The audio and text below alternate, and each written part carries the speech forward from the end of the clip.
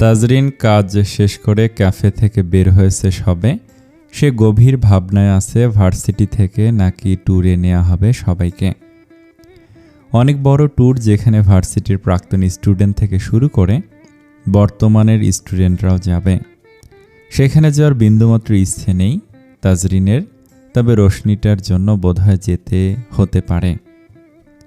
আনভিরও যাওয়ার তেমন ইচ্ছে নেই, তবু আনভি রোশনির আনন্দ দেখে হ্যাঁ বলেছে, কিন্তু সে কিভাবে যাবে? এমনিতেই রোশনির অসুস্থতার জন্য 7 দিন ছুটি নিয়েছিল। এই 7 দিনের বেতনটাও কাটা পড়েছে। আবার এখন যদি ট্যুরে যায়, তবে এই মাসে বাড়িতে খুব অল্প টাকা দিতে পারবে। তার মা আবার ফোন দিয়ে চিল্লাপাল্লাও করবে। এদিকে বাড়িতে কম টাকা হলেও তো দেয়া যাবে, কিন্তু তার হাত যে একদম খালি হয়ে যাবে। যদিও বাড়ি ভাড়া, থাকা খাওয়ার খরচ ওরা 3 বান্ধবী অর্ধেক অর্ধেক করেই দেয়। ট্যুরে গেলে হয়তো সে এই মাসটায় কোনো টাকাই দিতে পারবে না ভাড়া হিসেবে। তাছাড়া হাত খরচও তো আছে। সব মিলিয়ে ওর পক্ষে ট্যুরে যাওয়ার কথাটা ভাবাও বিলাসিতা হয়ে যাচ্ছে। ট্যুরটা হয়তো 3 দিনের মধ্যে হবে, কিন্তু তবুও এই 3 দিনের টাকা কেটে নেবে। আর আগের 7 দিন, সামনের 3 দিন মিলিয়ে 10 দিনের টাকা কাটলে তার একটা মাস চলতে ভীষণ হিমশিম খেতে হবে। আবার সে না গেলে বাকি দুটো যাবে না, তার জন্য ওদের আনন্দ মাটি হবে। সে কি করবে ভেবে দিশা পাচ্ছে না তাজরিন। কত শত ভাবনায় মস্তিষ্ক এলোমেলো হয়ে আছে। ভিতর থেকে ঠিকরে একটা দীর্ঘশ্বাস বেরিয়ে এলো। এই দীর্ঘশ্বাস হতাশার, এই দীর্ঘশ্বাস বাস্তবতার শেকলে বন্দী হয়ে নিজেকে ক্রমেই হারিয়ে ফেলা দীর্ঘশ্বাস। আচ্ছা, সুখ কেন সবার জীবনে সমানভাবে আসে না? একটা মানুষ জন্ম থেকে এত বড় হওয়া অবধি শুধু কষ্টই করে গেল। তার জীবনের সুখ এক দুর্লভ বস্তু হয়ে দাঁড়িয়েছে। শতবার ভেঙে চুরে নিঃশেষ হতে হতে সে নিজেকে জোড়া লাগিয়েছে, নিজেকে বন্দি করেছে দায়িত্ব নামক শেকলে। তাজরিন লোকে মুখে শুনেছে কষ্টের পরে নাকি সুখ। তবে তার কষ্টের পালা কি শেষ হবার নয়? সুখ কি তবে মৃত্যু মুখে ধরা দেবে? সব কষ্ট সহ্য করা যেত আপন মানুষদের মুখের দিকে তাকিয়ে, কিন্তু আপন মানুষরাই যদি পর মানুষের থেকে নিকৃষ্ট ব্যবহার করে, তবে কিভাবে বেঁচে থাকা যায়? জন্মদাত্রী মা যখন নিজ সন্তানকে মুহূর্তে মুহূর্তে অভিশাপ দেয়, তখন কি সেই সন্তানের ভাগ্যে সুখ আসার সম্ভাবনা অবশিষ্ট থাকে? যেখানে জন্মদাত্রী মা স্বয়ং স্বার্থপর, সেখানে দুনিয়া কোনো ছাড় নেই। তাজরিনের চোখ বেয়ে অশ্রু গড়াতে গিয়েও গড়াতে পারে না। সে নিজেকে নিয়ন্ত্রণ করে নেয়। হাতের কনিষ্ঠ আঙুল দ্বারা চোখের কার্নিশ বেয়ে আসতে চাওয়া নোনা জলটুকু সংগোপনে মুছে নেয় সে। তাজরিন হাঁটতে হাঁটতে আনমনাভাবে সামনে তাকিয়ে বেখালিভাবে দৃষ্টি সরিয়ে নিতে আবার কি যেন মনে হতেই চট করে সামনে তাকালো। তার থেকে একটু দূরেই সাজান দাঁড়িয়ে এক মেয়ের সাথে ফ্লার্ট করছে। বিরক্তিতে তাজরিনের কপালে ভাঁজ পড়ল। সে এমনিতেই পুরুষ জাত দেখতে পারে না, তার ওপর আবার এসে জুটেছে এই ঝামেলা। তার অপছন্দের কারণ হিসেবে দ্বিতীয়তম স্থানটি ছেলেটির স্বভাব।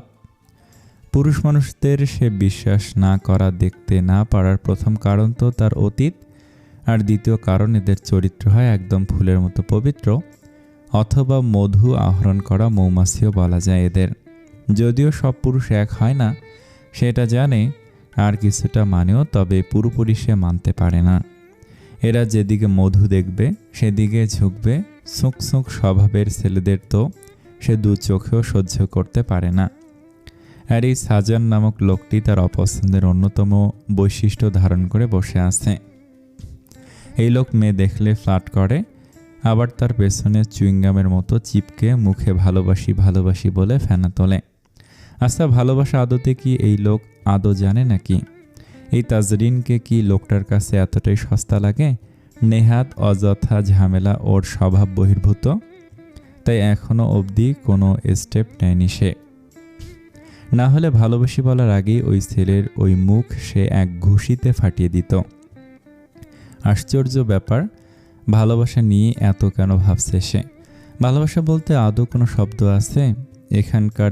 এখনকার জেনারেশন এখনকার জেনারেশনের সো কল সিচুয়েশনশিপ আর ক্ষণিকের মোহকে তারা ভালোবাসা নামে আখ্যায়িত করে, কিন্তু আদতে ভালোবাসা বলে কিছু হয় না মনে হয় না, যদিও হয়েও থাকে, তবে ভালোবাসা হলো একটা ফাঁদ। হ্যাঁ, ভালোবাসা মানুষের মরণ ফাঁদ। একটা মানুষকে নিমিষে ভেঙে গুড়িয়ে দিতে পারে এই ভালোবাসা। এই ফাঁদে পড়েই তো তাজরিন এখন ধ্বংসের দ্বার প্রান্তে প্রায়। এই ফাঁদে পড়েই তো তার বুকের বা পাশটা একটা পার্মানেন্ট সূক্ষ্ম বিষ ব্যথার সৃষ্টি হয়েছে, যে ব্যথা না সওয়া যায় আর না শেষ করা যায়। অতীত মনে হলেই সে ভেঙে গুড়িয়ে যায়, নিজেকে নিজের শেষ করে দেওয়ার অভিশাপ জাগে মনে, কিন্তু দায়িত্ব নামক জিনিসটার জন্য সে বারংবার আটকে যায়। হুট করে কেউ সে তাজরিনের হাত আঁকড়ে ধরায় সে ভাবনা থেকে বেরিয়ে এসে সিটকে হাত সরিয়ে নেয়। এই তাজমহল, কখন থেকে ডাকছি, কানে যাচ্ছে না? তাজরিন নিজেকে যথাসম্ভব শান্ত রাখার চেষ্টা করে চিবিয়ে বলে, how dare you touch me. সাজান নিজের এক হাত দিয়ে কান ধরে বলল, সরি ম্যাডাম। তাজরিন বিরক্ত দৃষ্টিতে তাকালো সাজানের দিকে। বললাম তো সরি। নেক্সট টাইম আমাকে স্পর্শ করার মতো সাহস দেখালে ট্রাস্ট মি, আপনার ওই হাত আমি ভেঙে দেব। সাজান ছোট্ট একটা ঢোক গিলে মনে মনে আড়ালো। মেয়েটা নয়, একদম বোম্বাই মরিস। মুখে বলল, এখন মেনে নিলাম, তবে বিয়ের পর মানছি না। কিসের বিয়ের পর? আমাদের বিয়ের পর। তাজরিন হেসে বলল, মানুষের যেই স্বপ্ন কখনো সত্যি হয় না, আমি আপনার সেই স্বপ্ন। সাজান একটু শার্টের কলারটা ঝাঁকিয়ে বলল, আমি অসম্ভবকে সম্ভব করতে পছন্দ করি। তাজরিন এবার জোরে হেসে দিয়ে বলল, আপনি অনন্ত জলিলের কপি ভার্সন নাকি? সাজান থতমত খেয়ে বলল, কিসের মধ্যে কি?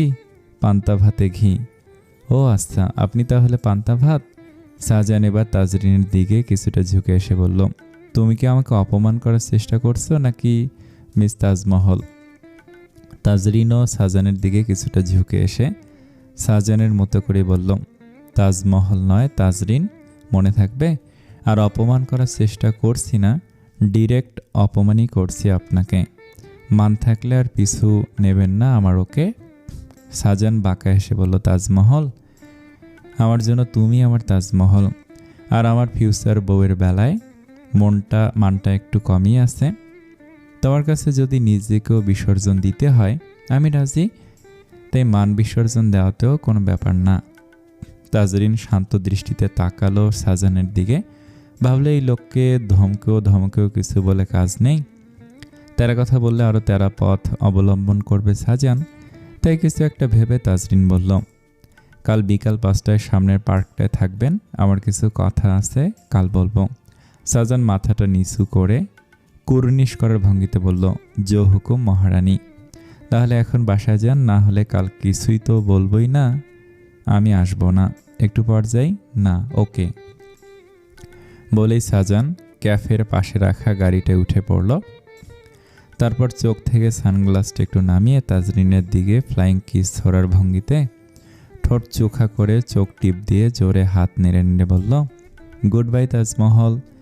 তাজরিন কটমট দৃষ্টিতে তাকাতেই শা করে চোখের সামনে দিয়ে চলে গেল গাড়িটা। তাজরিন নিজেও হেঁটে রওনা দিল বাসার দিকে। নোহারা দেখতে এলো কে? মিসেস দিয়ার ডাকে নোহা বিরক্ত হলো।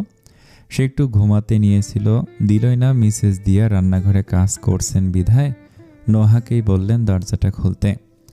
নোহা আলস্য পায়ে হেঁটে গিয়ে মেইন ডোর খুলে দিল, কিন্তু সামনে তাকাতেই সে অপ্রস্তুত হয়ে পড়ল দরজার ওপাশে থাকা ব্যক্তিটাকে দেখে। সে একবার নিজেকে দেখছে আর একবার সামনে তাকাচ্ছে। এভাবে দাঁড়িয়ে থাকবো, ভিতর ঢুকতে দিবি না? নোহা অপ্রস্তুত হেসে সরে দাঁড়ালো।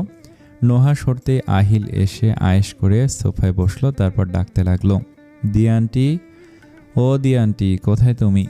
নোহা কাঁচুমাচু ভঙ্গিতে আহিলের সামনে গিয়ে বলল, ভাইয়া তো বাসায় নেই। আহিল ভুরু কুচকে বলল, তোর ভাইয়ের নাম কি দিয়া আন্টি? নোহা ডানে বামে মাথা নেড়ে না বলল। তাহলে বললি কেন ভাইয়া বাসায় নেই? আমি তোর ভাইকে খুঁজেছি।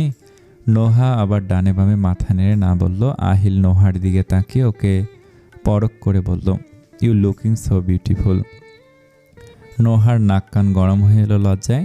সে এক দৌড়ে নিজের রুমে গিয়ে দরজা লাগিয়ে দিল। এরপর আয়নার সামনে গিয়ে দাঁড়িয়ে নিজেকে দেখল।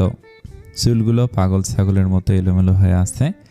আজ যে সকালেই মা মাথায় তেল দিয়ে দিয়েছে, তাই তেলে একদম চিটচিটে হয়ে আছে সব চুল। আবার প্লাজো পরেছে টিয়া রঙের, টি শার্ট পরেছে লাল রঙের, ওড়না পরেছে নীল রঙের, মানে 3 সেট থেকে 3 জিনিস নিয়ে পরিধান করে রেখেছে। একটু আগে সে চানাচুর খেয়েছিল, সেই চানাচুরের গুঁড়া এখনো মুখের চারপাশে লেগে আছে। সব মিলিয়ে তার নিজের কাছেই নিজেকে বিশ্রী লাগলো। সে বেশ বুঝতে পারল আহিলের উপহাস। রাগে দুঃখে সে নিজের মাথার চুল 2 হাতে টেনে ধরল। আহিল তার ক্রাশ। সেই ছোটবেলা থেকে সে আহিলকে পছন্দ করে। যতবারই আহিল তাদের বাসায় আসতো, সে চুপি চুপি লুকিয়ে দেখত তার আহিল ভাইকে। কিন্তু আহিল যখনই আসে তখনই সে অদ্ভুত সাজে থাকে। একবার তো মুখে ব্ল্যাক ফেস প্যাক দিয়ে বসেছিল। তখন আহিল এলো আর তাকে দেখে এক চিৎকার। ওসব কথা মনে পড়লে লজ্জায় তার মাটির নিচে চলে যেতে ইচ্ছে হয়। একদিন শুনেছিল আহিল আসবে, তখন সে সুন্দর করে সেজেগুজে সারাটা দিন অপেক্ষায় ছিল লোকটার, কিন্তু আসেনি আহিল ভাই। ভাবনা থেকে বেরিয়ে এলো নোহা। তাড়াতাড়ি করে আলমারি থেকে একটা লাল 3 পিস নিয়ে ওয়াশরুমে গিয়ে গোসল করে মাথায় শ্যাম্পু করলো। এরপর মুখটাকে সুন্দর করে ফেস ওয়াশ দিয়ে ধুয়ে বাইরে এসে মুখে ক্রিম দিল, চোখে কাজল দিল, ঠোঁটে হালকা লিপস্টিক দিয়ে ওড়নাটা গলায় ঝুলালো, হেয়ার ড্রায়ার দিয়ে চুলগুলোকে শুকিয়ে সুন্দর মতো আশ্রে নিল। তারপর তাকালো আয়নায় নিজের প্রতিবিম্বের দিকে। হ্যাঁ, এখন ঠিকঠাক লাগছে। আহিল ভাইয়ের প্রিয় রং লাল, তাই সে লাল 3 পিস পরেছে। আরেকবার আয়নায় তাকে মুচকে হাসি দিল সে। তারপর পা টিপে টিপে রুম থেকে বের হলো। আহিল ভাই সোফায় বসে মায়ের সাথে আড্ডা দিচ্ছে। কি সুন্দর হাসছে লোকটা। নোহা ছোটবেলা থেকে দেখে আসছে আহিল ভাই হাসলে তার বাম গালে কি সুন্দর টোল পড়ে। কি সুন্দর লাগে তখন তার আহিল ভাইকে। ওই টোল পড়া হাসি দেখলে তার হৃদস্পন্দন বেড়ে যায়। সে পর্দার আড়ালে দাঁড়িয়ে অনেকক্ষণ পর্যবেক্ষণ করলো আহিলকে, কিন্তু মায়ের ডাকে আর দাঁড়ানো গেল না। নোহা, নোহা তড়িঘড়ি করে ড্রয়িং রুমে গেল। নোহা মাথা একটু নিচু করে জিজ্ঞেস করলো, ডাকছিলে আম্মু? হ্যাঁ, তোর ভাই কখন আসবে? আমি কি জানি, ফোন কর। তারপর আহিলের দিকে ঘুরে বসে মেসেজ দিয়ে বললেন, তোরা খুব বড় হয়ে গিয়েছিস আহি, এখন তো আসতেই চাস না। সিহুটা তো আসেই না, তুই আসা যাওয়া করতিস একটু আধটু, এখন সেটাও কমিয়ে দিয়েছিস। আমাকে তোরা সবগুলো ভুলে গেছিস। আহিল হেসে এক হাতে মিসেস দিয়াকে জড়িয়ে ধরে বলল, আমরা কি আমাদের কিউট সুইট দিয়া আন্টিকে ভুলতে পারি? সিহান একটু ব্যস্ত, বিজনেস, তারপর ভার্সিটির রাজনৈতিক ঝামেলা, ওসব মিলিয়ে সময় পাচ্ছে না। আর আমি তো আসি, যখনই ফ্রি হই উড়ে চলে আসি তোমার কাছে। মিসেস দিয়া অভিমানী স্বরে বললেন, কই আসিস? ওই দিন বাসার নিচ থেকে চলে গেলি। এত বললাম জিদুকে তোকে নিয়ে উপরে আসতে, কিন্তু তুই এলি না। আহিল মনে মনে গালি দিল জিদানকে, শালা খচ্চর, তোর বোনকে নিয়ে কি আমি পালিয়ে যেতাম উপরে আসতে দিলে? মুখে বলল, সেদিন কাজ ছিল। কি কাজ এত তোদের? চাকরি বাকরি নেই, শুধু টুটু করে ঘোরা। তোমাকে সুখবর দিতে এলাম। মিসেস দিয়া আগ্রহ ভরে জিজ্ঞেস করলেন, কি সুখবর? আমি কর্পোরেট জবের জন্য ইন্টারভিউ দিয়েছি, অ্যালাও বোধহয় হয়ে যাব। মিসেস দিয়া এত খুশি হলেন, খুশিতে উনি বললেন, আলহামদুলিল্লাহ আলহামদুলিল্লাহ, ইনশাআল্লাহ তুই অ্যালাও হবি। দেখে নিস। দোয়া করে দাও। আমার ছেলেটাই তেরা, চাকরি তার নাকি পোষায় না, আবার বাবার সাথে বিজনেসেও জয়েন করছে না।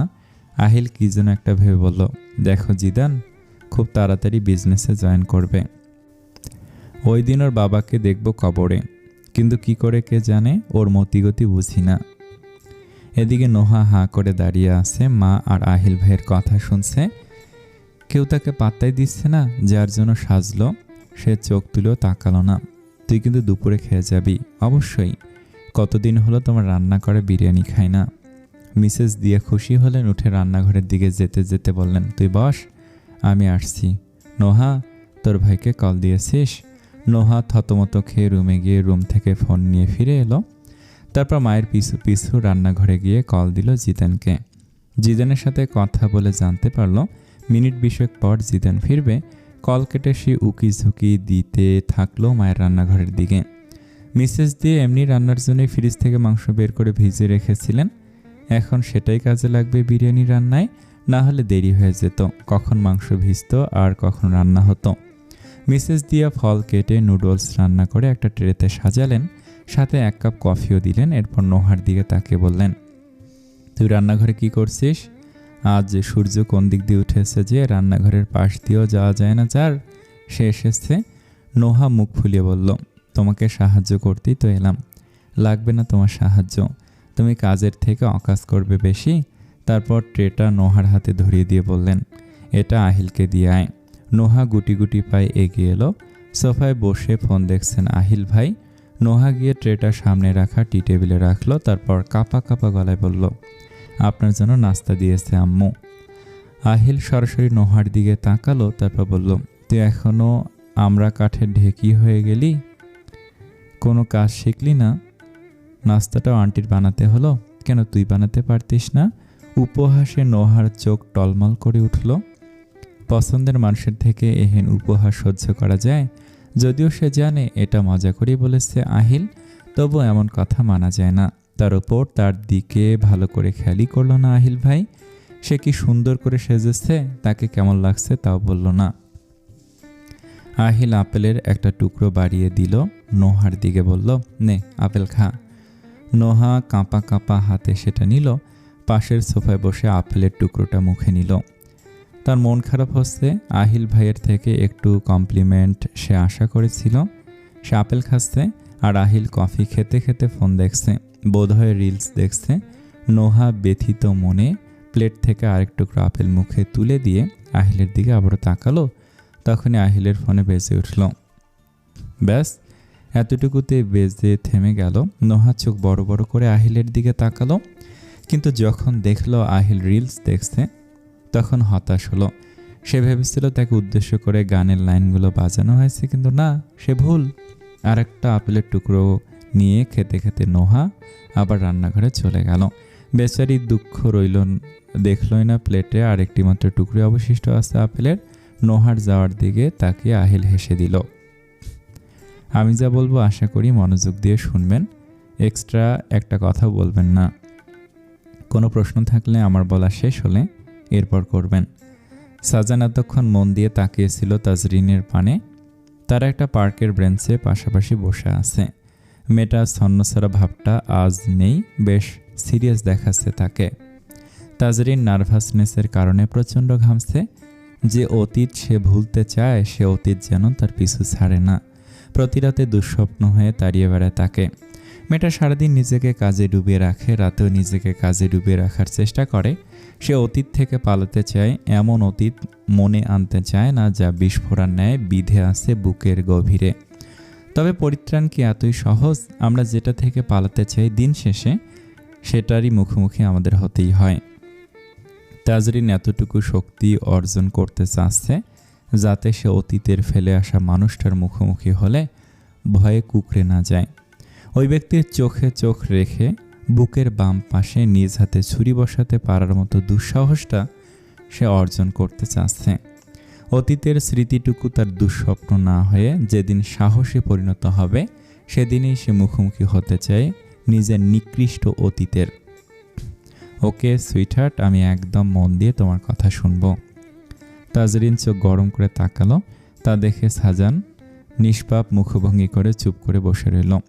এদিকে তাকিয়ে এক দীর্ঘশ্বাস ছাড়ল তাজরিন। তার বিশ্বাস তার অতীত জানার পর এই ছেলেটা তার পিছু ছেড়ে দেবে। এই সমাজে কলঙ্ক লেপনকারীর দোষ দেখা হয় না, এবং যার গায়ে কলঙ্ক লেপে দেয়া হয় সে হয়ে যায় নিকৃষ্ট কীটের ন্যায়।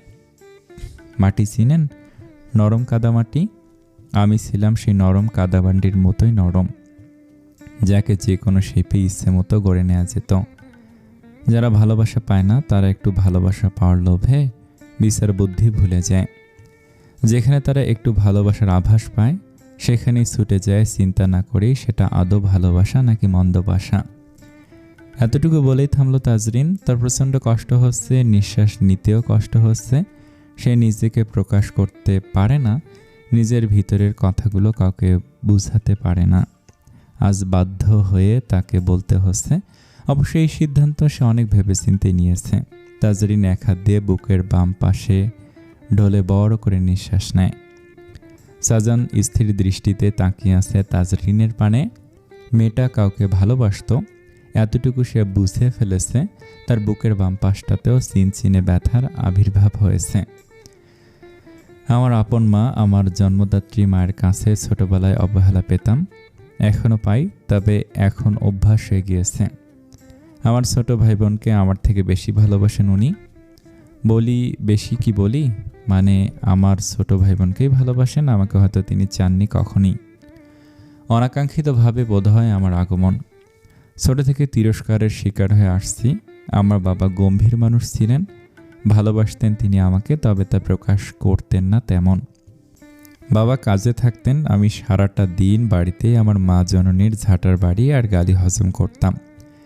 মায়েরা শুনেছি খুব কোমল হয়, কিন্তু আমার বেলায় ছিল ব্যতিক্রম। যে বয়সে মা মুখে তুলে খাইয়ে দেয়, সন্তানের আবদার পূরণ করে, সেই বয়সে আমি নিজের কাজ নিজেই করতাম। রান্নাটা পারতাম না, কিন্তু পারলে রান্নাটাও আমাকে দিয়েই করাতো। যা হোক, সেসবে আর নাই যাই। শুধু জেনে রাখুন, ভাগ্য আমার বেলায় বড্ড নিষ্ঠুরতার প্রমাণ দিয়েছে। শুনেছিলাম আমার মায়ের আশা ছিল তার প্রথম সন্তান ছেলে হবে, তার বংশের প্রদীপ হবে। কিন্তু ছেলের বদলে মেয়ে হওয়ার পর ছেলের জায়গাটায় আমাকে মেনে নিতে পারেননি আমার মা। বাবারও বোধ হয় তেমনই ইচ্ছে ছিল, তবে আল্লাহ যখন পাঠিয়ে দিলেন আমাকে দুনিয়াতে, তখন বাবা অসন্তুষ্ট হননি। ভালোটা একটু হলে উনি আমাকে বেসেছিলেন। প্রতিদিন স্কুলে যেতাম, স্কুল ছুটির পর ইচ্ছে করে বাইরে বসে থাকতাম। বাসায় এলে মায়ের হাতের মার খেতে হবে সেই ভয়ে। ছোটবেলা থেকে কারণে অকারণে তিনি আমাকে মারতেন, আমাকে দিয়ে বাড়ির অর্ধেক কাজ করাতেন। সেটা ব্যাপার না, একটু ভালোবাসা দিলে আমি হাসি মুখে সব মেনে নিতাম, কিন্তু না। ঈদ এলে আমার ভাই বোন দুজনকে নিয়ে তিনি মার্কেটে যেতেন, তাদের পছন্দ মতো জামা কাপড় কিনে দিতেন। আর আমার বেলায় পয়সা শেষ, দারিদ্রতা, টাকা নেই। আমাকে একটা নতুন জামা কিনে দিলে তারা খেয়ে পরে বাঁচতে পারবে না। আমি এসবে চুপচাপ শুনতাম, নিজের ঘরে গিয়ে চোখের পানি ফেলতাম। কিন্তু ওই যে বললাম, আমার বাবা গম্ভীর হলেও আমাকে ভালোবাসতেন। বাবা জানতেন মা আমার জন্য কিছুই আনবেন না, তাই তিনি কাজ শেষ করে আসার সময় আমার জন্য নতুন জামা জুতো নিয়ে আসতেন। এনে বলতেন না আমার জন্য এনেছেন, চুপচাপ আমার হাতে দিয়ে তিনি নিজের রুমে চলে যেতেন। এতটুকুতে আমি মহাখুশি ছিলাম, অন্তত একজন তো আছে যিনি আমায় ভালোবাসেন। বলে আবার থামল তাজরিন। ততক্ষণে তার চোখের পানি বাঁধ ভেঙেছে। সে এক হাত দিয়ে চোখের পানিটা মুছে নিল। সাজান তা দেখে তাজরিনের দিকে একটা পানির বোতল এগিয়ে দিল, যেটা সে গাড়ি থেকে নামার সময় সাথে করে এনেছিল খাওয়ার উদ্দেশ্যে। তাজরিন কিছু না বলে এক ঢোকে অর্ধেক বোতল পানি খেয়ে নিল। এবার একটু ঠিক লাগছে, একটু বিরতি নিয়ে সে আবার বলতে শুরু করলো। ধীরে ধীরে আমি বড় হতে লাগলাম, ততদিনে মায়ের ব্যবহার হয়ে গিয়েছে, এত খারাপও লাগে না। শুধু আফসোস হয় এই ভেবে কেন আমি এই পৃথিবীতে এলাম। এই অনাকাঙ্ক্ষিত আমিটার প্রয়োজন এই পৃথিবীতে ছিল না বোধহয়। এরপর আমি কৈশোরে পদার্পণ করলাম, বয়সটারও সুবিধার না। এদিকে ছোট থেকে মায়ের এমন ব্যবহার পেয়ে আমি একদম চাপা স্বভাবের হয়ে গেলাম। ভালো লাগা মন্দ লাগা কারোর সাথেই শেয়ার করতাম না। নিজের চোখের পানি আয়নার সামনে দাঁড়িয়ে নিজ হাতে মুছে নেওয়ার মতো বড় তখন আমি হয়ে গিয়েছিলাম। আমার গণ্ডি ছিল স্কুল থেকে বাড়ি, এর বাইরে আর কিছু চিনতাম না, জানতাম না। চাপা স্বভাবের কারণে আমাকে হিংসুটে অহংকারী ভেবে কেউ আমার সাথে বন্ধুত্ব করেনি। আমাকে দেখলেই ক্লাসমেটরা মুখ ভেংসি দিয়ে সরে যেত। আমি টের পেতাম যে পথ দিয়ে আমি যাচ্ছি, আমি সে পথ ত্যাগ করার সাথে সাথে আমার পিঠ পিছে আমাকে নিয়ে গসিপ হচ্ছে। মানে আমার ক্লাসমেটরাই নিজে থেকে আমাকে অহংকারী, হিংসুটে পদবি দিয়ে নিজেদের মতো কথা বানিয়ে গসিপ করত। আমার চুল ছিল কোমর ছাড়িয়ে। চুলগুলো আমার বড্ড শখের ছিল, নিজের যত্ন না নিলেও এই চুলের যত্ন আমি এক ফোঁটাও গাফিলতি করতাম না। বয়সটা কত হবে তখন, এই ধরুন 16 কিংবা 17। আমি স্কুলে যেতাম যখন, তখন মনে হতো আমাকে কেউ ফলো করছে, কিন্তু পিছু ফিরে যে দেখব তেমন সাহস আমার হয়নি। এরকম চলতেই থাকলো। স্কুলে যাওয়া আসার পথে মনে হতো কেউ পিছু নিচ্ছে আমার, কেউ গভীরভাবে পর্যবেক্ষণ করছে। মাঝে মাঝে আমি আশেপাশে ভীতুর চোখে নজর বুলাতাম, কিন্তু সন্দেহ যেন কিছুই দেখিনি। এরপর পহেলা বৈশাখ এলো। পহেলা বৈশাখে আমাদের গ্রামে মেলা বসতো। আমি যেতাম, দেখতাম, এসে মায়ের হাতে মার খেতাম। তবুও যেতাম বরাবরের মতো। সেদিনও গেলাম। মেলায় গিয়ে চুপচাপ এক কোণায় দাঁড়িয়ে দাঁড়িয়ে অবাক চোখে নাগরদোলা দেখছিলাম। নাগরদোলায় চড়তে ইচ্ছে হচ্ছিল, কিন্তু পর্যাপ্ত সাহসের অভাবে সেটাও করতে পারছিলাম না। হঠাৎ হাতে টান অনুভব করলাম। আমার হাত ধরে টেনে কেউ ভিড় থেকে সরিয়ে নিয়ে গেল আমায়। ঘটনাটা হঠাৎ ঘটায় কিছুই বুঝে উঠতে পারছিলাম না। একটা ফাঁকা জায়গায় নিয়ে আমার হাত ছেড়ে দিল। আমি সামনে তাকিয়ে দেখলাম একটা সুদর্শন ছেলে আমার সামনে হাঁটু ঘুরে বসে আছে। পকেট থেকে সাদা রঙা গোলাপ বের করে সে বলতে লাগলো, হ্যাঁ আমি রোহান। আমি জানি অবাক হচ্ছে, এভাবে কেউ কারোর পরিচয় দেয় নাকি। আমি সোজা সাপটা কথা বলি। প্রথমে হাই হ্যালো করব, নাম পরিচয় নেব, এরপর ধীরে ধীরে বলবো ওসব আমার দ্বারা হবে না। আমি তোমাকে ভালোবাসি Keshabati, I love you, will you be mine. এমন প্রপোজালে আমি আশ্চর্য হয়ে তাকিয়েছিলাম। প্রথমত ছেলেটাকে আমি চিনি না, দ্বিতীয়ত আমি আসলে বাইরের মানুষ কেমন হয় সেই সম্পর্কে জানি না। বাইরের মানুষ সম্পর্কে জানা বলতে আমাকে দেখলে আমার ক্লাসমেটদের বাঁকা নজর, টিচারদের অল্প স্বল্প ভালো ব্যবহার, এসবই চিনতাম জানতাম। এর বাইরে একটা মানুষও আমার ছিল না। বাড়ির ভিতর শুধু আমার বাবাকে জানতাম, যিনি আমায় ভালোবাসেন। ছেলেরা কেমন হয়, ছেলেদের থেকে দূরে থাকতে হয় নাকি কাছে ঘেঁষতে হয়, তাও আমি জানি না। এসব সম্পর্কে ধারণা দেওয়ার মতো মানুষও আমার ছিল না। যে আমাকে ভালোবাসে সেই আমার কাছে অনেক ভালো ছিল। যেমন আমার বাবা, পাশের বাড়ির রুনু আন্টি, ওরা আমায় ভালোবাসতো, আমি টের পেতাম। তাই তাদের কাছে ঘেঁষে থাকার চেষ্টা করতাম, সবসময় আরেকটু ভালোবাসা পাওয়ার লোভে। একটু ভালোবাসা পাওয়ার আকাঙ্ক্ষায় আমি কতটা তরপাড়াতাম তা আমি জানি শুধু। আমার ভাই বোন দুটো আমাকে পছন্দ করতো না, এখনও করে না। এখানে আসলে ওদের কোনো দোষ নেই। বাচ্চাদের প্রথম শিক্ষক হয় তার পরিবার, তার মা। যেখানে মা বোনের সাথে এমন ব্যবহার করে সেখানে তাদেরও আমাকে পছন্দ করার কারণ ছিল না। আর চাপা স্বভাবের হওয়ার দরুন তাদের সাথেও আমি মিশতে পারতাম না। স্নেহ করি তাদের, কিন্তু বড় বোন হিসেবে যতটুকু ফ্রি থাকা দরকার ততটুকু ছিলাম না, এখনও নেই। হুট করে রোহান নামক লোকটা আমাকে ভালোবাসেন শুনে আমি ঘাবড়ে যাই, ভয় পাই। আমি সেদিন তাকে ভালো খারাপ কিছু না বলে তার সামনে থেকে দৌড়ে বাড়িতে চলে আসি। আমি ছিলাম প্রচণ্ড ভীতু আর দুর্বল। কেউ কিছু বললেই চোখে পানি চলে আসতো। মায়ের ব্যবহারে যে কতবার কান্না করেছি হিসেব নেই। যাই হোক, এরপর আমি বাড়িতে ফিরে আসি আর মেলায় যাওয়ার অপরাধে মা জননীর প্রহারের শিকারও হই। বরাবরের মতোই রুমে এসে কান্না ভুলে আমি আয়নার সামনে দাঁড়ালাম। ভাবতে বসলাম রোহান নামক মানুষটাকে নিয়ে। নিজেকে নিজেই প্রশ্ন করলাম, ভালোবাসা কি? নিজের মন থেকে উত্তর এলো, ভালোবাসা হলো আমি না খেয়ে থাকলে যখন বাবা ধমক দিয়ে আমাকে খেতে বসায় সেটা। ভালোবাসা হলো আমি ব্যথা পেলে আমার ঘুমের মধ্যে বাবার আমার রুমে এসে সেই ব্যথায় মলম লাগিয়ে দেয়া। ভালোবাসা হলো ঈদের সময় মার্কেট থেকে বাবা আমার জন্য নতুন জুতা জামা নিয়ে আসা। ভালোবাসা হলো রনু আন্টির আদর। ভালোবাসা হলো আমার চুল এলোমেলো হয়ে থাকলে সেই চুলে রনু আন্টির যত্ন নিয়ে তেল দিয়ে বেনি করে দেয়া।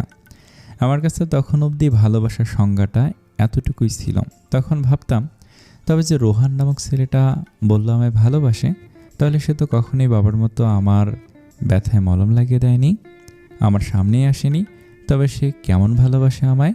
আবার নিজ মন থেকে উত্তর এলো, এটা হয়তো অন্যরকম ভালোবাসা। আমি যেহেতু মানুষ চিনি না, অথবা ভালোবাসার আদতে কি সেটাও জানি না, তাই ভালোবাসা নিয়ে যত আজগুবি চিন্তা মাথায় আসছিল।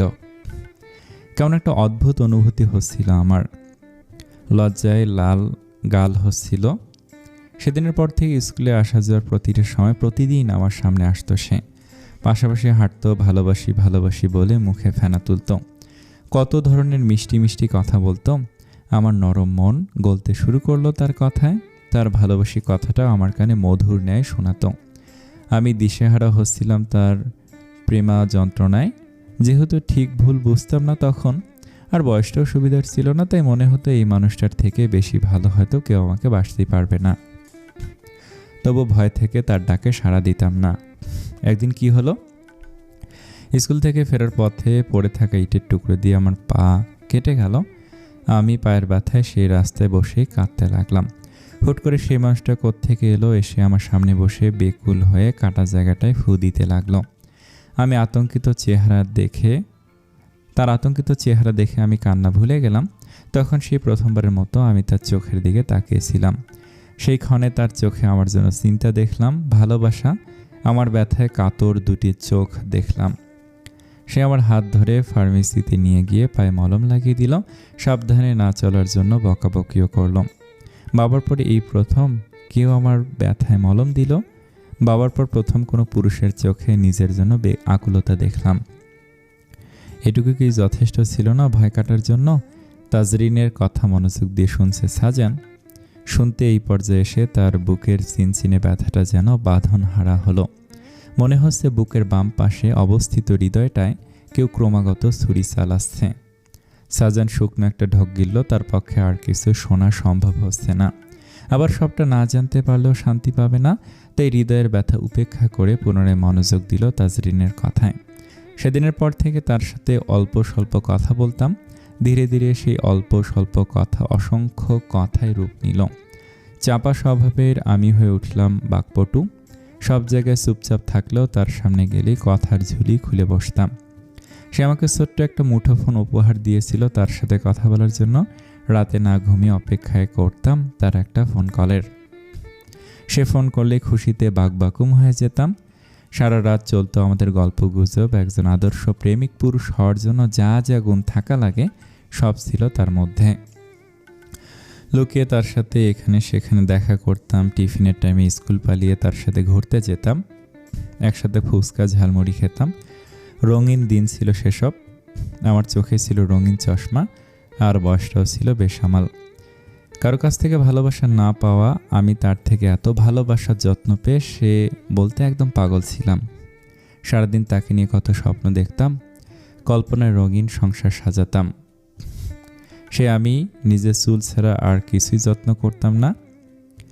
আমি সাজগোজের প্রতি প্রবল আগ্রহ বোধ অনুভব করলাম।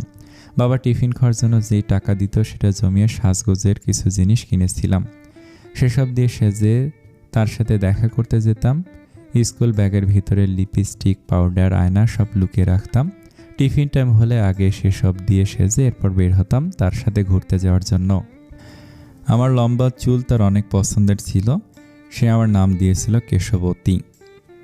তার মুখে এই নাম শুনলে আমার কী যে ভালো লাগতো। এভাবে বেশ চলছিল আমাদের প্রেম। আমাকে প্রেমের ভূত এমনভাবে পাকড়াও করেছিল, বাসায় মা আমাকে কোনো কাজ না পারার জন্য বকা দিল। সেসব বকা আমার কাছে মিষ্টি লাগতো। মায়ের বকার বিপরীতে কান্নার বদলে হাসতাম। মানে সব কিছুই আমার কাছে রঙিন লাগতো। প্রতিবার দেখা হলে সে আমাকে একটা করে গোলাপ দিত, আর আমি সেই গোলাপগুলো বইয়ের ভাঁজে যত্ন করে রেখে দিতাম। আমাকে যদি সেই সময়টায় প্রশ্ন করা হতো, তুমি চোখ বন্ধ করে কাকে সবচেয়ে বেশি বিশ্বাস করো, তাহলে আমি 1 সেকেন্ডও ব্যয় না করে রোহানের নামটাই সবার আগে নিতাম। কিন্তু সব কিছু তো এতটা রঙিন হয় না যতটা আমরা ভাবি। আমরা যা দেখি তা সবসময় সত্যি হয় না। আমাদের দেখার বাইরেও অনেক কিছু থাকে। সর্বোচ্চ বিশ্বস্ত মানুষটা যদি বিশ্বাস ভাঙে, তবে এ ব্যথা সওয়া যায় না।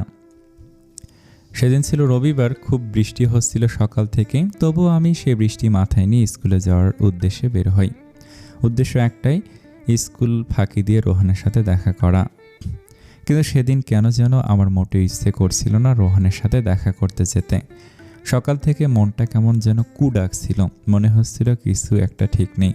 রোহানকে ফোন দিয়ে বলেছিলাম আজ দেখা করব না, দেখা করতে ইচ্ছে করছে না। কিন্তু সে এমনভাবে রিকোয়েস্ট করলো, আর না করতে পারলাম না।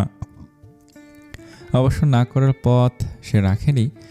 আমাকে বলেছিল তার অ্যাক্সিডেন্ট হয়েছে, এদিকে তার নানু বাড়িতেও কে যেন মারা গিয়েছে, তাই তার পুরো ফ্যামিলি সেখানে গিয়েছে। সে বাড়িতে একা, তাকে দেখার মতো কেউ নেই। তখনই আমার বুকে চিনচিনে ব্যথা হচ্ছিল। আবেগের বয়সে আবেগই আমি নেগেটিভ কিছু না ভেবে বসলাম সে আমার কত কেয়ার করে। আমি একটু ব্যথা পেলে যেন সে কষ্ট পায়, তাহলে তার ব্যথায় কি করে আমি তার পাশে না থাকি? এটা তো এক প্রকার বেইমানি। আমি তো তাকে ভালোই বাসতাম, তার চিন্তায় পাগল হয়ে যাচ্ছিলাম। কি হয়েছে, কতটুকু ব্যথা পেয়েছে, এখন কেমন আছে না জেনে শান্তি পাচ্ছিলাম না। আমার মাথাতে তখন একবারের জন্য আসেনি। সে বলল বাড়ি খালি, অর্থাৎ বাড়িতে মানুষ নেই। আমি কশ্চিনকালেও চিন্তা করতে পারি না আমাকে এত ভালোবাসে যে মানুষটা, তার দ্বারা আমার কোনো ক্ষতি হতে পারে। আমি ছুটে গেলাম তার বাড়িতে। সে অবশ্য ফোনে মেসেজ করে ঠিকানা পাঠিয়ে দিয়েছিল। যাওয়ার আগে মায়ের কত বকাঝকা খেলাম। পড়াশোনা করে উল্টিয়ে ফেলেছি যে এই বৃষ্টির দিনেও আমাকে স্কুলে যেতে হবে, সেসব কথা তোয়াক্কা করে বের হলাম। তার বাসায় গিয়ে দেখি সে একদম সুস্থ স্বাভাবিক। তাকে সুস্থ দেখে যেন আমার জানে পানি এলো। ছুটে গিয়ে তার বুকে কিলঘুষি মারতে লাগলাম। আমাকে কেন মিথ্যে বলল? তখন সে বলল, তোমাকে মিথ্যে না বললে যে আজ তোমায় দেখতে পেতাম না। তখন আমার ছোট্ট মস্তিষ্কে বাজে কোনো ভাবনা আসেনি। আমি লজ্জায় লাল হচ্ছিলাম। এটা ভেবেছে লোকটা আমাকে এক পলক দেখার জন্য কতটা তৃষ্ণার্থ, আমাকে কত ভালোবাসে। এরপর আমি বাড়িটা পর্যবেক্ষণ করছিলাম, কিন্তু আমি অবাক। রোহানরা যথেষ্ট বড়লোক। আমি রোহানের নাম আর কিসে পড়েছে তাছাড়া আর কিছুই জানতাম না। কোনোদিন কিছু জিজ্ঞেসও করিনি। ভালোবাসে এতটাই অন্ধ ছিলাম। এরপর সে আমাকে নিয়ে যেতে ছিল বেডরুমে। আমি ইতস্তত করছিলাম যাবো কি যাব না। শেষমেশ বললাম আমি এখানেই ঠিক আছি। সে আর জোর করেনি, আমার দিকে এক গ্লাস অরেঞ্জ জুস বাড়িয়ে দিল। আমি প্রথমে খেতে না চাইলেও তার জোরাজুরিতে খেতে বাধ্য হলাম।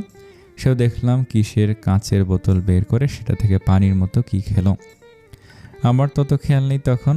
অরেঞ্জ জুসটা খাওয়ার পর থেকে আমার মাথা ভন ভন করে ঘুরছিল, চোখে অন্ধকার দেখছিলাম। এরপর এতটুকু বলে তাজরিন আবার কান্নায় ভেঙে পড়ল। সে আর বলতে পারছে না, তার হাত পা কাঁপছে, প্যানিক অ্যাটাক হচ্ছে, চোখ দিয়ে অনর্গল পানি পড়ছে। তাজরিনের এমন অবস্থা দেখে সাজান বিচলিত হয়ে উঠল। সে তাজরিনের দিকে খানিকটা এগিয়ে গিয়ে সন্তর্পণে চোখের পানি মুছে দিল। প্যানিক অ্যাটাকের দরুন হাত পা কাঁপছিল। সাজান শক্ত করে তাজরিনের দুই হাত নিজের হাতের মুঠোয় নিয়ে বলল, stop crying, take a deep breath and exhale. তাজরিনও চেষ্টা করলো নিজেকে শক্ত করার। সাজানের কথা মতো জোরে জোরে শ্বাস নিয়ে আবার ছাড়ল। কান্নাও থামলো কিছুটা। একটু স্বাভাবিক হওয়ার পর সাজান তাজরিনের হাত ছেড়ে দিয়ে বলল, আজ থাক, অন্যদিন শুনবো, না হলে শোনার দরকার নেই। যে অতীত বলতে গিয়ে তোমার প্যানিক অ্যাটাক আসে সে অতীত বলার প্রয়োজন নেই। তাজরিন চোখের অবশিষ্ট পানি হাতের উল্টো পিঠ দিয়ে মুছে বলল, আজ আমি বলবই।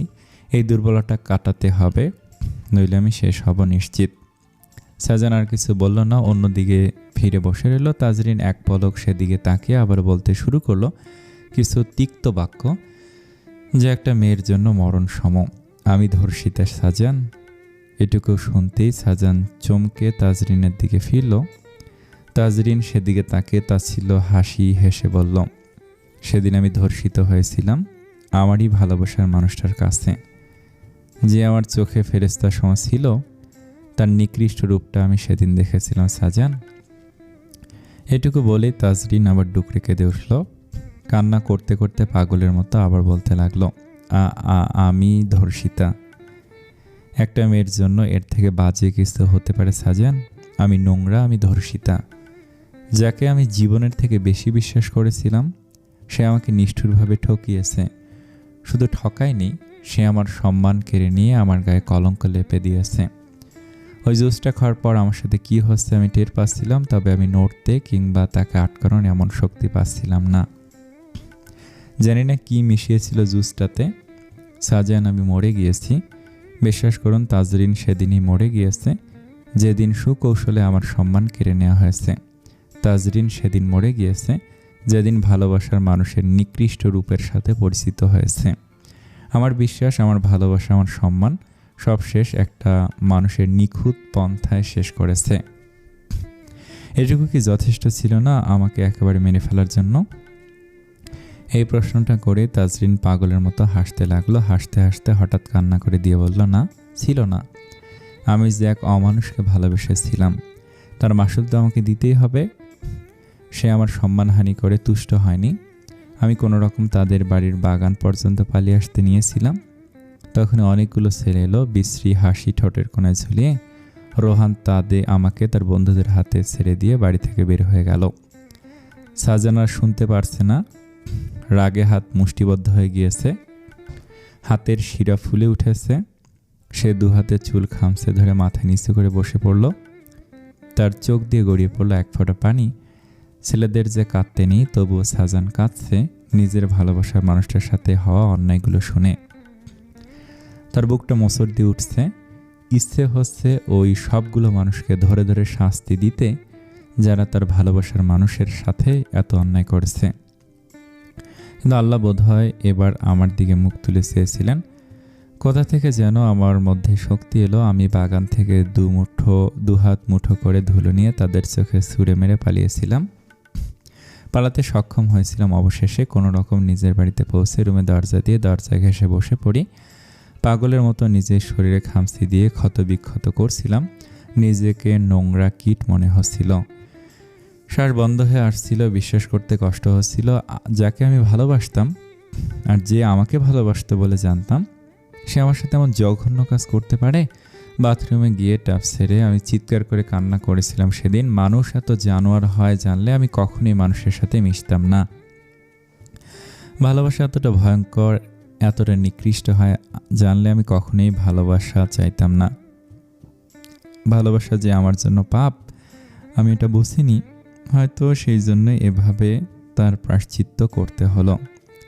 ভাগ্য ভালো, আমাকে বাড়িতে ঢুকতে কেউ দেখেনি। দেখলে সেদিন পুরো গ্রাম ছড়িয়ে যেত এই ঘটনা।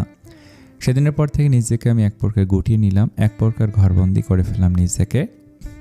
নিজের শখের সব চুল কেটে ফেললাম।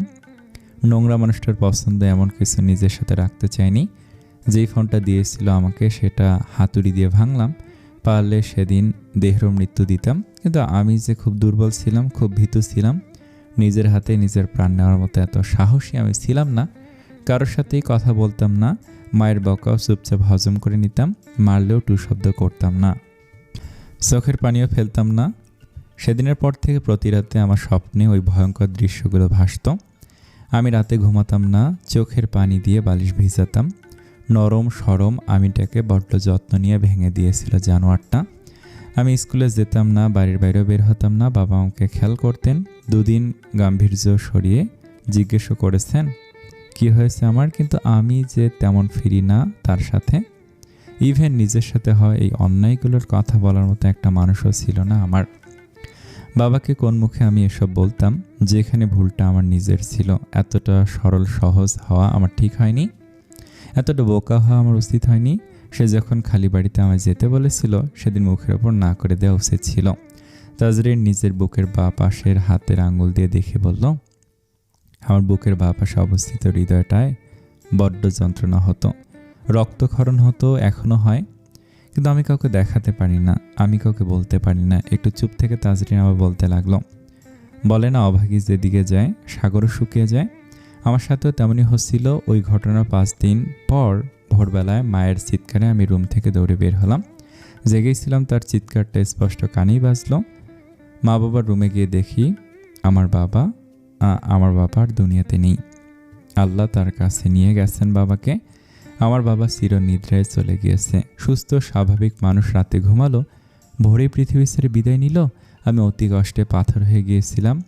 আমার বটবৃক্ষ আমার বাবা, আমাকে ভালোবাসার একটা মাত্র মানুষও আর এই নিষ্ঠুর পৃথিবীতে অবশিষ্ট রইল না। কথায় আছে না, অল্প শোকে কাতর, অধিক শোকে পাথর। আমি হয়ে গিয়েছিলাম পাথরের মতো, একদম স্তব্ধ। আমার পুরো দুনিয়া যেন উলটপালট হয়ে গেল। আমার বাবাটাকে কোনো দিন মুখ ফুটে বলা হয়নি আমি তাকে খুব খুব খুব বেশি ভালোবাসি। আমার বাবাকে জানানো হয়নি তার মেয়েটাকে কেউ নিষ্ঠুরভাবে ঠকিয়েছে। তাজরিন ডুকরে কাঁদতে লাগলো। আশেপাশের মানুষ অবাক চোখে তাকাচ্ছে ওদের দিকে। সেদিকে তাজরিনের খেয়াল নেই। হঠাৎ কি মনে হতে আবার নিজেকে শক্ত করে চোখের পানি মুছে নিল। আস্তে আস্তে বেলা বাড়তে লাগলো। আমাদের ছোটোখাটো বাড়িটা মানুষ দিয়ে ভরে গেল। সবাই বলছিল মরা দেখতে এসেছে। আমার বাবাকে কেউ তার নাম ধরে অথবা সম্মান দিয়ে ডাকছিল না। তখন তাদের কাছে আমার বাবার দেহটা কেবলমাত্র একটা মৃতদেহ ছিল। কেউ খুঁজছিল না আমার বাবার নাম ধরে, সবাই খুঁজছিল লাশ কোথায় রাখা হয়েছে বলে। এরপর আমার বাবার মৃতদেহটাকে কাফনে কাপড়ে মুড়িয়ে খাটিয়ে করে কবরে রেখে আসলো ওরা। আমি পুরোটা সময় বাড়ির মেইন দরজার কোনায় নির্জীব পুতুলের মতো বসে বাবার লাশটার দিকে তাকিয়ে রইলাম। আমার বাবাকে যখন ওরা নিয়ে যাচ্ছিল আমি সাথে যেতে চেয়েছিলাম, কিন্তু কেউ পাত্তা দিল না। সবাই আমাকে ধরে আটকে রেখেছিল। এরপর বোধহয় জ্ঞান হারিয়েছিলাম। জ্ঞান ফেরার পর বাবাকে অনেক খুঁজেছি, কিন্তু পাইনি। সেদিন রাতে আমি আল্লাহর দরবারে দুহাত তুলে অনেক কেঁদেছিলাম। সেই কান্নার পর একদম নীরব হয়ে গিয়েছিলাম। মাসখানেক পর থেকে নিয়মিত আবার স্কুলে আসা যাওয়া করতাম। এর মধ্যে শুনলাম আমার এক ক্লাসমেট স্নিগ্ধা নাকি কোনো ছেলের সাথে পালিয়ে গিয়েছে। ছেলেটা নাকি অনেক বড়লোক। আরও কত রকম গসিপ হচ্ছিল, আমি সেদিকে কান দেইনি। কোন এক মাধ্যমে জানতে পারলাম রোহান নাকি দেশ ছেড়েছে। অবশ্য তার আগে এক বন্ধুর মাধ্যমে আমার কাছে একটা চিঠি পাঠিয়েছিল। সে নাকি নেশার ঘরে ভুলভাল করে ফেলেছে, তাকে যেন ক্ষমা করে দেই। আমাকে এতটাই বোকা ভাবে যে ওই ঘটনার পরও তার ছলনা বিশ্বাস করব। নিজে নিজে ধীরে ধীরে পরিবর্তন করলাম নিজেকে। চুল কখনোই আর বড় করিনি। ভার্সিটিতে চান্স পেলাম ঢাকায়। মরতে আমি পারিনি। পরিবারের বড় মেয়ে হিসেবে বাবার পর সংসারের দায়িত্ব আমার কাঁধেই এলো। দায়িত্বের বেড়াজালে বন্দী হয়ে মরার মতো দুঃসাহসিক কাজটা আর করা হয়ে ওঠেনি। এখানে চলে এলাম। এসে প্রথম দিন পরিচিত হলাম দুইজন মানুষের সাথে, যাকে সেসব এত ইম্পর্টেন্ট না। আপনাকে যতটুকু বলার ততটুকু আমি বলে দিয়েছি, শুনেছেন। আমি ধর্ষিতা। আমাকে দেখে নিশ্চয়ই এখন আপনার ঘৃণায় গা গুলাচ্ছে, তাই না? আমি কলঙ্কিত। আপনি নিশ্চয়ই কোনো কলঙ্কিত মেয়েকে ভালোবাসবেন না, তাই না? প্রশ্নগুলো করে তাজরিন সাজানের দিকে তাকালো। সাজান মাথা নিচু করে বসে আছে। তা দেখে তাজরিন তাচ্ছিলের হাসি দিল। তার ধারণা ঠিক। তবে কলঙ্কিত নারীকে ভালোবেসে তার কলঙ্কের ভাগ নেওয়ার মতো সৎসাহস সবার থাকে না। আর এসব ভালোবাসা বলতেও কিছু হয় না। তাজরিন উঠে দাঁড়িয়ে চলে যাওয়ার জন্য পা বাড়ালো। সাথে সাথে সাজান তাজরিনের হাত ধরে তাকে আটকে দিল। এরপর উঠে দাঁড়িয়ে তাজরিনকে এক ঝটকায় নিজের দিকে ফিরিয়ে শক্ত করে জড়িয়ে ধরল। তার চোখ লাল টকটকে হয়ে গিয়েছে। পুরো পৃথিবী ধ্বংস করে দেওয়ার প্রয়াস হচ্ছে তার। রোহান ছেলেটাকে সে অবশ্যই খুঁজবে। এমন জানোয়ারকে সে নিজ হাতে শেষ করবে। তাজরিন সাজানকে সরানোর চেষ্টা করে ব্যর্থ হচ্ছে। সেভাবেই থেকে সাজান বলল, আমার চোখে দেখা সবচেয়ে পবিত্র নারী তুমি। যেই মুখ দিয়ে তোমায় কলঙ্কিনী বলবে সেই মুখের অস্তিত্বই আমি রাখবো না। তুমি ভালোবেসেছিলে, এটা তোমার ভুল নয়। ভালোবাসা কোনো অপরাধ নাই। তবে যে বা যারা এটা সুযোগ নিয়েছে তারা অন্যায় করেছে। যে অন্যায়ের ক্ষমা হয় না। আমি তোকে ভালোবেসেছি, তোমার অতীতকে নয়। আমার ভালোবাসা এত সস্তা না যে এই ফালতু কথায় ভালোবাসা শেষ হয়ে যাবে। তাজরিন দু হাতে জোরে ধাক্কা দিয়ে সরিয়ে দিল সাজানকে। এরপর চিৎকার করে বলল, ভালোবাসা মাই ফুট। বলছি না ভালোবাসা বলে কিছু হয় না। এসব ছ্যাঁচড়ামো করবেন না। I hate this. বলে তাজরিন জোরে হেঁটে পার্ক থেকে বেরিয়ে যাচ্ছিল।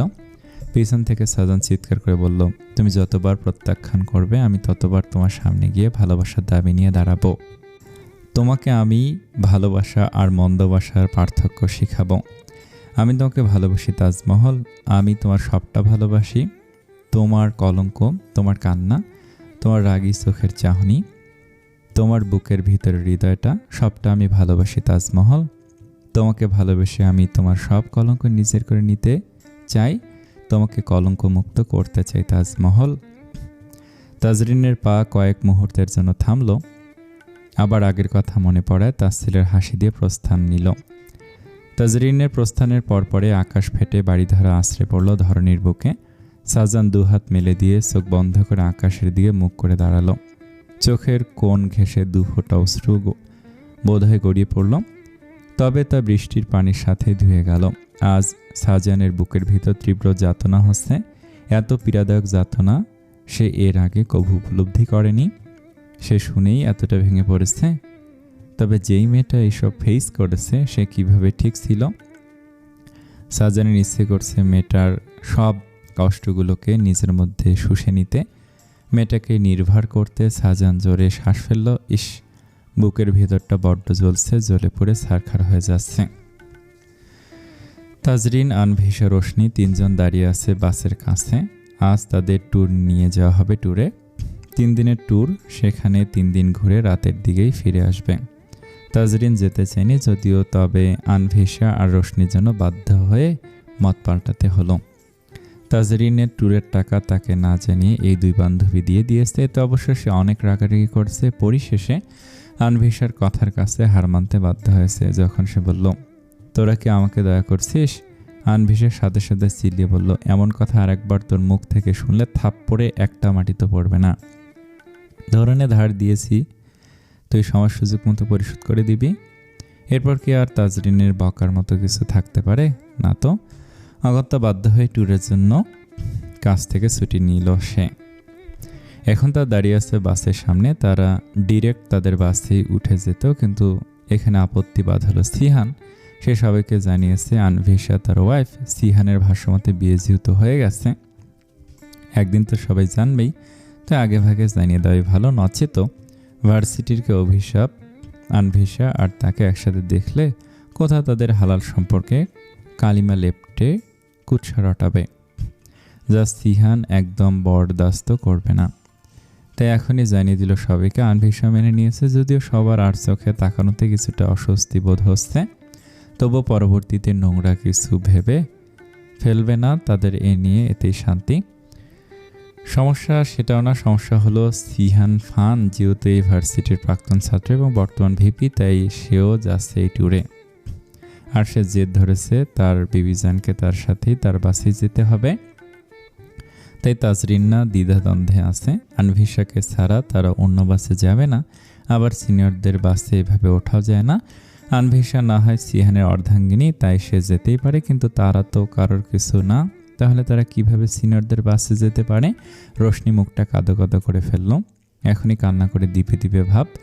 সে অসহায় চোখে আনভিশার দিকে তাকিয়ে রইল। আনভিশাকে ছেড়ে অন্য বাসে তাদের যেতে হলে তারা ট্যুরেই যাবে না, আনভিশা যাক তার বরের সাথে। এদিকে আনভিশা পড়েছে বিপাকে, সিহানের কথা না মানলে সিহান রাগ করতে পারে, আবার তাজ আর আলোকে একা অন্য বাসেও সে পাঠাতে পারবে না, তার মন খারাপ লাগছে। সিহানকেও সাহস করে বলতে পারছে না তাদের সাথে নেওয়ার কথা, সে কি করবে ভেবে পাচ্ছে না। দুই বান্ধবী ট্যুরে যাওয়ার উদ্দেশ্যে সুন্দর করে সেজেছিল আজ, সাজেনি শুধু তাজরিন, ওর সাজগোজ পছন্দ না। আনভিশা স্কাই ব্লু রঙের হালকা কাঁচ করা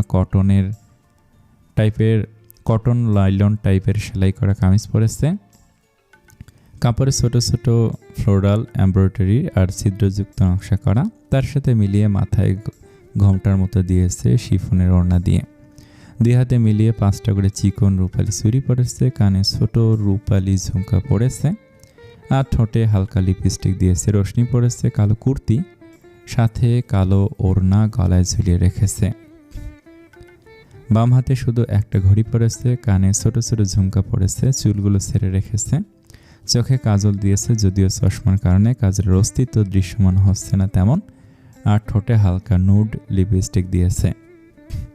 তাজরিন শুধু ব্যতিক্রম, মুখে কোনো প্রসাধনীর সিটে ফোটাও নেই। একটা ডেনিম শার্ট পরেছে, সে সাথে হোয়াইট লেগ হালকা অফ হোয়াইট প্যান্ট পরেছে, পায়ে কালো সাদা কনভার্স স্কেটস পরেছে, কাঁধে ঝুলিয়ে রেখেছে কালো রঙের ছোট শোল্ডার ব্যাগ। তার কাঁধ অব্দি আসা চুলগুলো একটু লম্বা হয়েছে, কাঁধ থেকে একটু নিচে নেমেছে লম্বা হওয়ার দরুন, চুলগুলো সেভাবেই ছেড়ে রেখেছে। বিরক্তিতে তাজরিনের কপালে ভাঁজ পড়েছে, সে এবার আনভিশার উদ্দেশ্যে বলল, আনভি তাড়াতাড়ি সিদ্ধান্ত জানা, আমরা কি করব, না হলে আমি গেলাম, মেজাজ খারাপ হয়ে যাচ্ছে আমার। আনভিশা একবার তাজরিনের দিকে তাকালো, তারপর সাহস করে দূরে দাঁড়ানো সিয়ানের দিকে এগিয়ে গেল। সিয়ান ব্যস্ত ভঙ্গিতে একজন লোকের সাথে কথা বলছে, আনভিশা সেখানে গিয়ে ডাক দিল, শুনুন। প্রথম ডাকে সিহান তার দিকে ফিরে ছিল, এরপর লোকটিকে বিদায় দিয়ে তার কাছে এসে জানতে চাইল, কিছু বলবেন বিবিজান? আনভিশা খানিক ইতস্তত করে বলল, মানে আমরা 3 বান্ধবী তো একসাথে এসেছি, এখন ওরা অন্য বাসে বসলে তো ওদের মন খারাপ হবে, আমারও খারাপ লাগবে, ওরা একটু আমার সাথে আপনাদের বাসেই বসুক। আনভিশার এমন কথায় সিয়ান হেসে দিয়ে বলল, আমি কখন বারণ করলাম বিবিজান? ইনফ্যাক্ট ওরা যদি অন্য বাসে নিজ থেকে বসতেও চাইতো তাও আমি দিতাম না। এই বাসের সব সিট তো আমাদের ব্যাচের স্টুডেন্ট, মানে আমরা যারা প্রাক্তন স্টুডেন্ট আছি তাদের জন্য বুক করা, কিন্তু আমি আলাদা 3টা সিট আপনাদের 3 জনের জন্য আগেই ব্যবস্থা করে রেখেছি বিবিজান। আমি তো একবারও আমার শালি সাহেবাদের অন্য বাসে যেতে দিব না। এত ওভারথিঙ্কিং কেন করেন আপনারা? সিয়ানের এমন কথায় আনভিশা এবার কিছুটা লজ্জা পেল। আসলে আগে ভাবা উচিত ছিল। সিয়ানকে যতদূর চিনেছে সে একজন দায়িত্বশীল পুরুষ মানুষ, সব দিকে লোকটার খেয়াল থাকে। তাদের ব্যাপারে যেহেতু জানেই, তবে নিশ্চয়ই উনি তাদের আলাদা করতেন না, সে কথা কাটানোর জন্য বলল, বাসে উঠে বসবো তাহলে? সিহান একবার আশেপাশে তাকে দেখে বলল, সব স্টুডেন্ট তো আসেনি, এখনই বাসে বসে থাকলে গরম লাগতে পারে, তাই একটু ভালো আশেপাশে হাঁটুন, বাস ছাড়ার সময় হলে আমি ডাক দিব। কতক্ষণ হাঁটবো? বেশিক্ষণ লাগবে না, 5 মিনিটের ভিতরে চলে আসার কথা। আচ্ছা বলেই চলে এলো আনভিশা তাজরিনদের কাছে। রোশনি আনভিশাকে দেখে কাঁদো কাঁদো মুখে বলল, এখন যদি বলিস ভাইয়া বলেছে আমাকে আর তাজকে আমাদের নিজেদের বাসে বসতে, তাহলে আমিও তাজের সাথে বাসায় ফিরে যাব। এমন কথা শুনে আনভিশা হেসে দিয়ে সিয়ান যা যা বলেছে তা ওদের জানালো। সবটা শুনে দুই বান্ধবী স্বস্তি পেল। একটু সময়ের জন্য ভালো লাগলো, পর মুহূর্তে রোশনি চিন্তায় ডুবে গেল। আনভিশার সাথে সিনিয়রদের বাসে গেলে তো অস্বস্তি হবে, সিনিয়রদের সামনে তো আর মজা করা যাবে না, আবার এত এত সিনিয়রদের মাঝে তারা 3জন জুনিয়র বসলেও তো অস্বস্তি লাগবেই। কিন্তু এত চিন্তা করলে হয়তো আনভিশাকে অন্য বাসে যেতে হবে। তাদের ক্লাসের বাকি সবার সাথে তাদের 3 জনের কারোরই তেমন সখ্যতা নেই, ওখানে গেলে রোবটে বসেই থাকতে হবে। তার থেকে আনভির সাথে যাওয়াই ভালো মনে হলো। 3 বান্ধবী অনেকক্ষণ এদিক ওদিক হাঁটাহাঁটি করলো। এরপর বাস ছাড়ার 5 মিনিট আগে সিহান তাদের ডেকে বাসে উঠতে বলল। আনভিশা গিয়ে বাসের জানালার সিটে বসলো।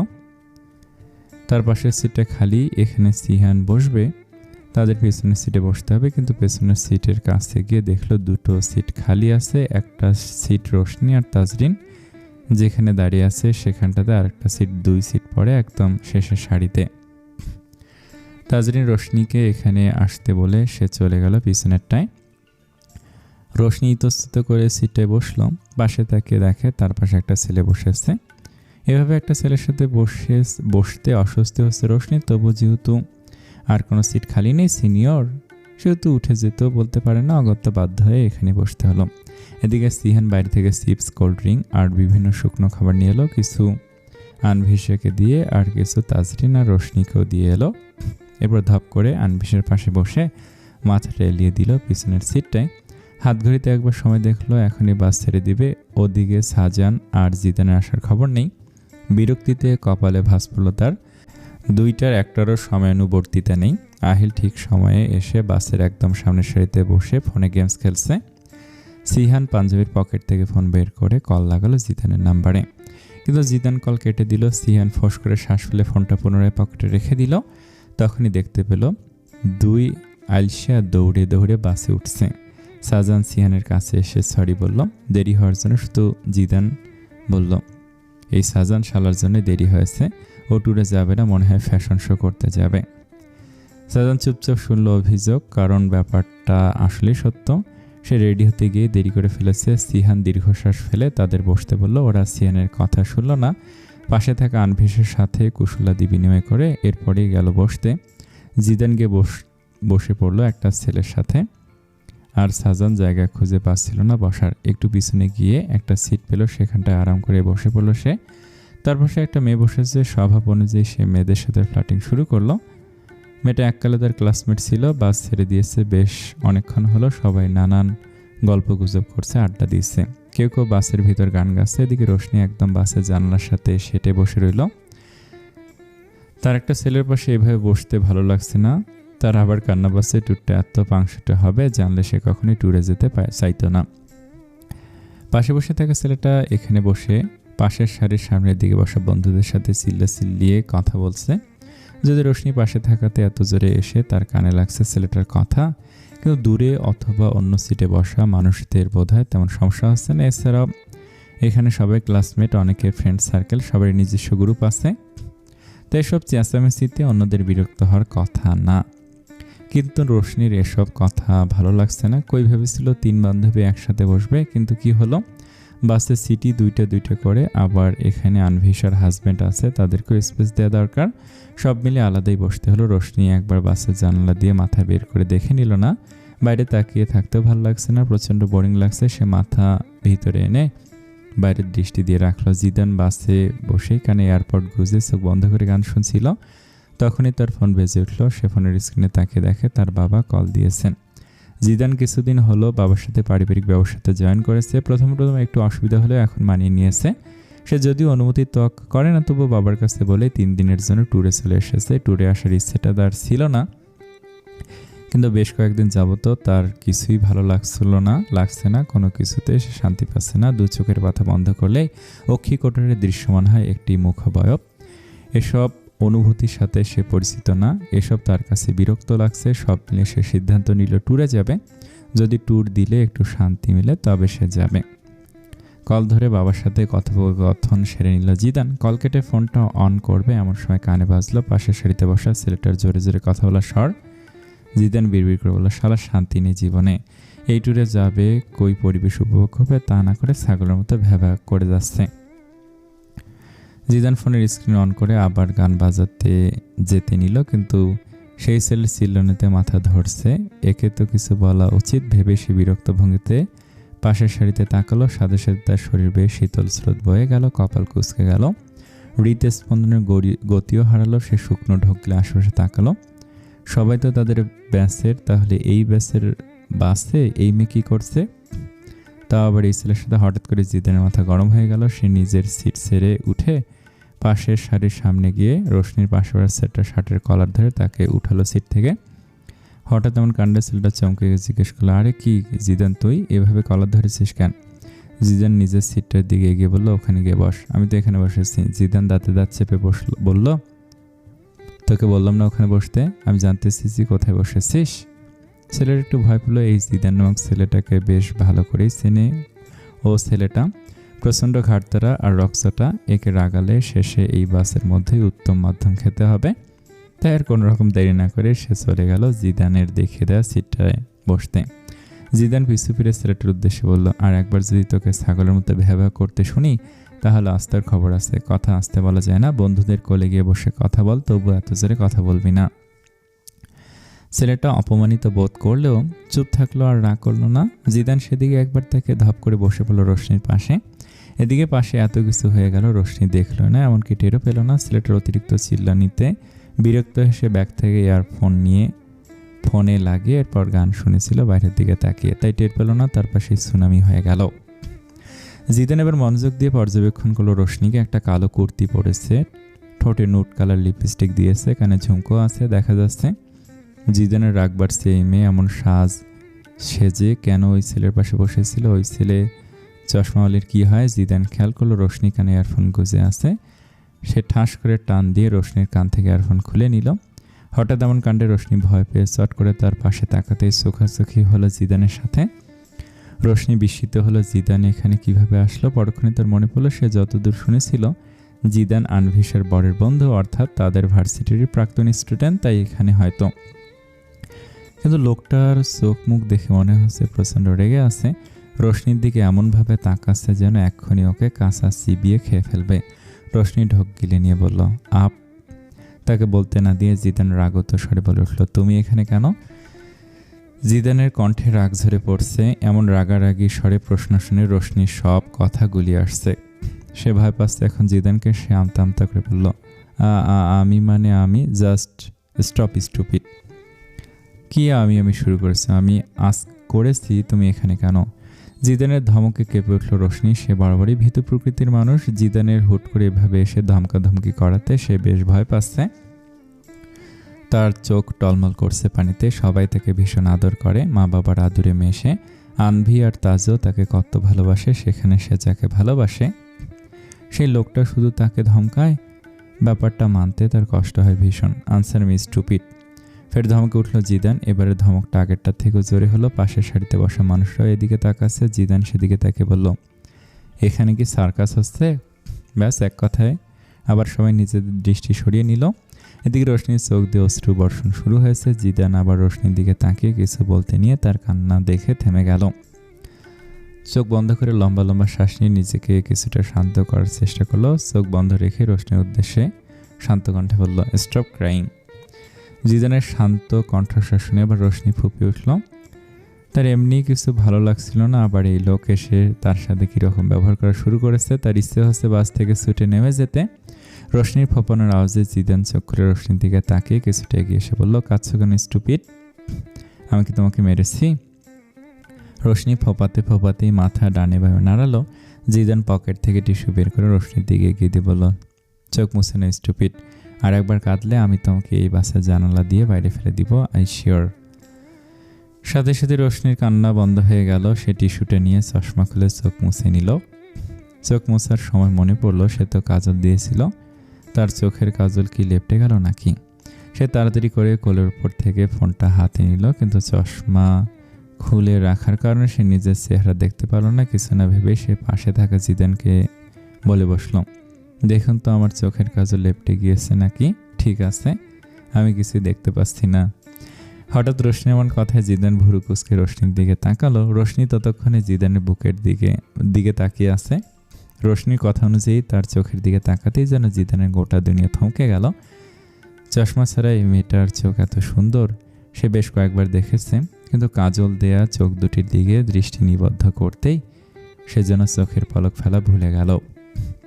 হৃদস্পন্দন বেসামাল বেগতিক হারে স্পন্দিত হচ্ছে তার মনে হচ্ছে সে কোনো মোহে আচ্ছন্ন হয়ে যাচ্ছে ধীরে ধীরে। কারোর কাজল দেয়া চোখ এত সুন্দর হতে পারে তা তার জানা ছিল না। কি হলো দেখছেন না কেন? পরক্ষণে রোশনির মনে হলো সে বোধহয় ভুল জায়গায় ভুল কথা বলে ফেলেছে। কিছুক্ষণ আগেই পাশার লোকটা তার সাথে কীরকম বিশ্রী ব্যবহার করলো, এখন আবার সে এই লোকটাকেই কাজল ঠিক আছে কিনা দেখতে বলছে। সে দ্রুত মুখ ঘুরিয়ে চশমাটা পরে নিল। রশ্মি চশমা পরতেই জিদানে হুঁশ ফিরল। সে বার কয়েক মাথা এদিক সেদিক ঝাঁকালো। এসব কী হচ্ছে তার সাথে? এই মেয়েটা কি জাদুটনা জানে নাকি? নিজেকে একটু ধাতস্থ করতেই জিদানের খেয়াল হলো রোশনির পাশে একটা ছেলে বসেছিল। পুনরায় থেমে যাওয়ার একটা মাথাছাড়া দিয়ে উঠেছে তার, তবুও যথেষ্ট শান্ত স্বরে রোশনিকে জিজ্ঞেস করছে, এখানে এই বাসে কি করছো তুমি? রোশনি আবার স্বাভাবিকভাবেই জবাব দিল, আনভিসার সাথে এসেছি আমরা। কি একজন আরেকজনকে ছাড়া অন্য বাসে বসবো নাকি? আনভিকে? আরে আপনার বন্ধুর বউ, সিয়ান ভাইয়ের বউ আনভিসা। ওকে তো আমি আর তাজ শর্ট করে আনভি ডাকি। জিদান দাঁতে দাঁত চেপে বলল, তাহলে ভাবির সাথে বসলে না কেন? আপনি কি বোকা নাকি? নতুন বর বউদের প্রাইভেসি দিতে হয় জানেন না? এখানে ভাইয়া আছে, ভাইয়াকে অন্য সিটে বসতে দিয়ে কিভাবে ওর সাথে বসতাম? জিদান সোজা হয়ে বসে এক হাতে ঘাট ডলে জিজ্ঞেস করলো, তোমার সাথে যেই ছেলে বসেছিল ওই ছেলেটাকে চেনো না? আর বলবেন না ফালতু একটা ছেলে শুধু চিল্লি করছিল। জিদান আবারও দাঁতে দাঁত চেপে বলে, কোনো মেয়ের সাথে বসা যেত না? কোনো মেয়ের সাথে সিট খালি নেই তো? এখানে সিট খালি পেয়ে আমাকে আগে বসিয়ে এরপর তার পিছনে সিট খুঁজতে গেল। হয়তো ওখানে সিট পেয়েছে। আমাকে অথবা সিয়ানকে বলতে পারতে। ভাইকে ডিস্টার্ব করতে চাইনি, আর আপনি যাচ্ছেন সেটা আমি কি জানি? জিদান এবার রোশনির দিকে তাকিয়ে বলল, জানলে বলতে? রোশনি হড়বড় করে বলে গেল, বলতাম না কেন, অবশ্যই বলতাম। আমি তো আর কাউকে চিনি না এখানে, আর কাকে বলতাম? ধরো এই বাসে সব মানুষকে তুমি চেনো, সবাই তোমার পরিচিত, আবার আমিও আছি। এখন তোমার কোনো প্রবলেম হচ্ছে, তাহলে কাকে বলতে তুমি? এমন সময় রোশনি বোকা বনে গেল। সে জিদানের দিকে বোকা চোখে তাকিয়ে নাকের ডগায় আসা চশমাটা ঠিক করে উত্তর দিল, ধরবো কেন? এমন তো হয়নি। যেহেতু এমন হয়নি অযথা তাহলে এসব ধরে টরে মাথা কেন খাটাবো? জিদান খুব আগ্রহের সাথে রোশনির উত্তরের অপেক্ষা করছিল, কিন্তু এই মেয়ে তার আগ্রহে পানি ঢেলে দিল। সে শব্দ করে শ্বাস ফেলে বলল, তুমি আসলেই স্টুপিড।